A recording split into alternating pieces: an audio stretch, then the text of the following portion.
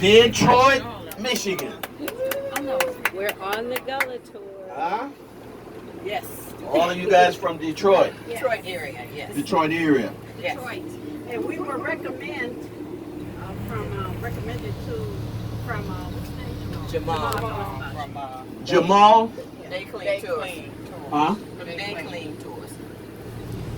Jamal from Day Clean Clothes in Savannah.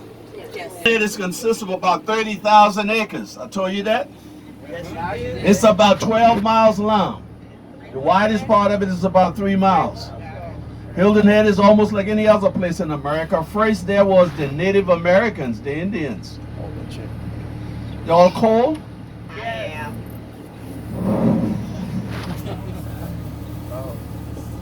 I thought you guys was from Chicago and you all one of those.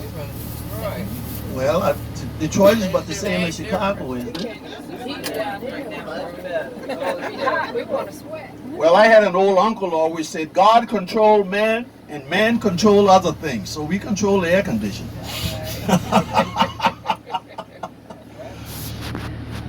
Hilton Head is what I said about Hilton Head. 30,000 acres. About 30,000 acres and how wide and how long it was, right? And the Indians was here first. The first European here was the Spanish from Spain. They were here in the 1500s. They were fishermen. They lived here about 5 years and fished here about 5 years and they just packed up and left. Why you think they left? Because the fish quit biting. Right. They went further south. They went to St. Augustine, Florida, and that's where they lived forever. So the fish was still biting there, huh? All right, the second European came through here is the Englishman, Mr. William Hilton. He came through here in the mid-1600s and discovered Hilton Head.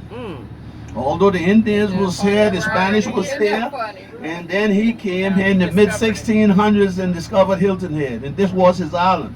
We don't know who gave it to him. Someone said the king or the queen gave it to him. This wasn't. It's named after him. And you know, after he got here and looked around his island, you ever looked around Hilton Head? What part you see of Hilton Head that look like mud, water, marsh? That's what it looked like, right? That's why he thought this gonna be Rice Island. And back in those days, there was slavery. West Africa was the rice capital of the world. Sierra Leone and Angola. That's why they call us Gullahs. My forefathers came from Sierra Leone. He brought us here in the 1600s as specialists to plant rice. Didn't realize there was salt water all around Hilton Head. But he brought us here anyway. Formed around 20 plantations, planting rice, cotton, and indigo. That's what went on here for almost 200 years, plantationing. From 1668 until 1861. Anyone on the bus knew what happened in 1861 that brought that to a halt?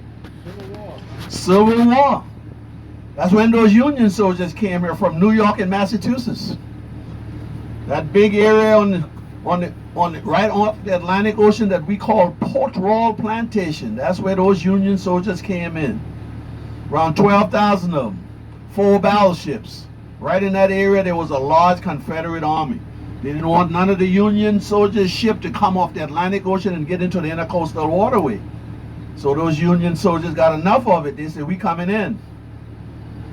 1,200 horses. You know, they didn't have no Humvee and Jeeps. They came ashore on horses.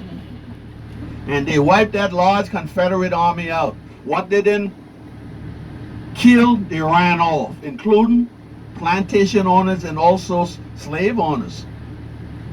Okay? So what was left? They said that battle lasted about 8 hours. After that 8 hours, what was left on Hilton Head? Around 1,200 Gullahs along with the Union soldiers. We done changed regime. My forefathers changed regime. They went with the Union soldiers. Now what we are, working on the same plantations as we were slave under.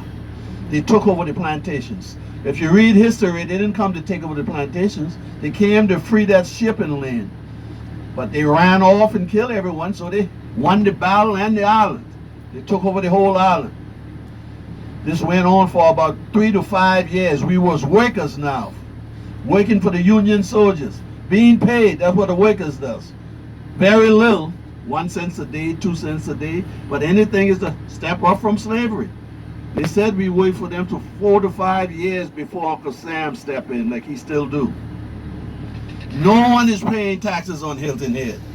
Those soldiers came here and ran off and killed all the land and plantation owners. So they just took over Hilton Head. Uncle Sam took over. No one paying taxes. So Uncle Sam put the whole island up for tax sale. Union soldiers had an idea this gonna go on because they had people, today we call them bad people. You ever heard of carpetbaggers? Yeah. People with pockets and bags full of money looking for things to buy. We got the same kind of people today, you know. We just got a different name for them. What we call them today? Politicians. Those the same kind of fellas looking for something, doing war to get into bigger things. Those carpetbaggers bought 2/3 of Hilton Head off tax sale. We as old Gullah done wait for them for 3 to 4 years. They help us buy the other third. That's the area that we're going to be riding through today, that we own and lived in since around the 1864-65 area. Right? The property that I was born on in 1943, that's the property my great-great-grandfather bought in 1875. I'm the 5th generation that lives on it. The lady that you pay, I hope everyone paid. That's my oldest daughter. She is the 5th generation. She got, you're talking about 6th, 7th, and 8th generation of people living on property was around here since that time. When I grew up on Hilton Head, there were around 1,400 Gullahs, 40 white. 3 white families raised on this island with us. Those northerners that own 2/3 of this island, they never live here. Everyone thought we owned the whole island. They had that. Those was wealthy people in Syracuse, New York that owned 2/3 of this island when I grew up. They came down here twice a year. This was their hunting retreat. They come down twice a year just to hunt birds, wild turkey, deers. When they came on this island back in those days, it's just like President Trump come on the island today. I mean, they were wealthy people. Don't see cars. When I grew up, we didn't have a car on this island. We had one old ragged truck, horse and wagon, horseback. That's how it is. One paved road on this island. That's the main highway that we call 278 now. That's a 4-lane highway now. When I grew up, that was a little 2-lane highway that was paved by the government during World War II. Everything else on this island was dirt roads and wagon trails. How we survive on this island? Working, farming, hunting, fishing. I was a rifleman at 12 years old. 12 years old, I had a .22 rifle and I could ping anything off a tree. We was real sharp. That's survival, not for no sports like these guys do today. We had to kill a rabbit for survival. We had to go fishing to fish to eat. I told you I had 12 brothers, 9 brothers and 3 sisters, 12 children. That's where I came from, a large family. I'm the 7th child. So I always sharing, always dividing. Okay? Now we're going through 10 Gullah communities on this island that was around here since that time. And as we go through that community, I'm going to be talking about it. What it was like when I grew up. What's in there now? What's the difference? Big difference. Horseback riding. That's what I did that was our transportation, walking and horseback riding. Today they ride horse for a luxury thing. When I grew up, a horse, as a teenager, you didn't have, that's like a super car. You don't go around the corner on a horse as a kid because you're going to run him and mistreat him. That's what it was like when I grew up. A horse was the thing. I hated a horse. Why? You got to feed him. You got to move him around. Then he don't listen when you tell him things. You know, as a kid, he pull you around on that rope. You got to pump a lot of water for him. There wasn't no electricity on Hilton Head, you know. Kerosene lamp. You ever heard Gullah before? Huh? When I grew up, we called Gullah broken English and African myth, a dialect. Now this is a language, but they don't teach it.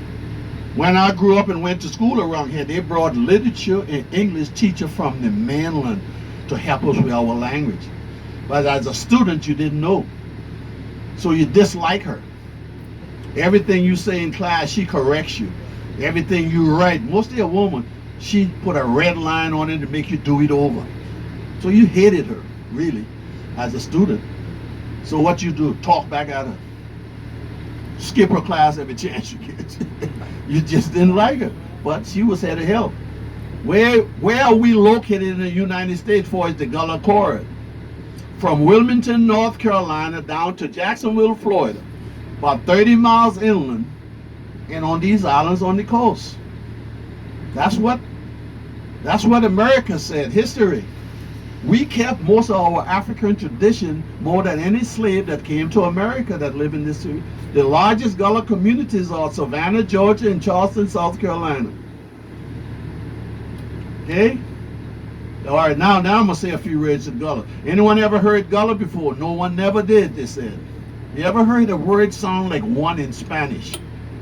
Una. Say it fast. Una. Una means you all.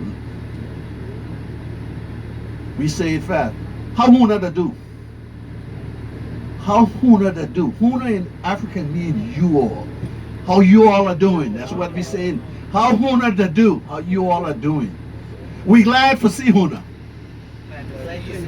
We glad to see you all. I'm going to say this fast in Gullah because we do speak fast. I know you come here to see me, who been here. I know you come here. Ya mean here. I know you come here to see me, who been here. What I said in plain English. I know you came here to see me. Where have you been? I know you came here to see me who were here. That's all I'm saying. I've been here. See, in Gullah, I said, I know you come here to see me who been here. I've been here.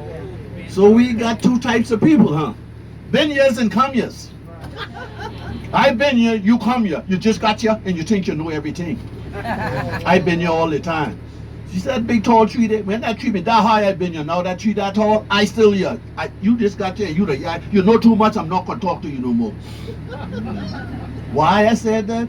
Because a lot of time you read books, see something on a movie, and you kind of tell the old Gullah, no, that wasn't so. So you say, you know too much. I'm not going to talk to you. I live it. You just got here and you know too much. I'm not going to talk to you no more. Okay? Any questions? Well, we're going to talk a lot of Gullah before I get off here. All right? But we're going to ride, and I'm going to be talking, and you're going to be listening and looking, okay? Any questions at any time, please ask. I'm going to try my best to answer. The latter part of the story, I'm going by the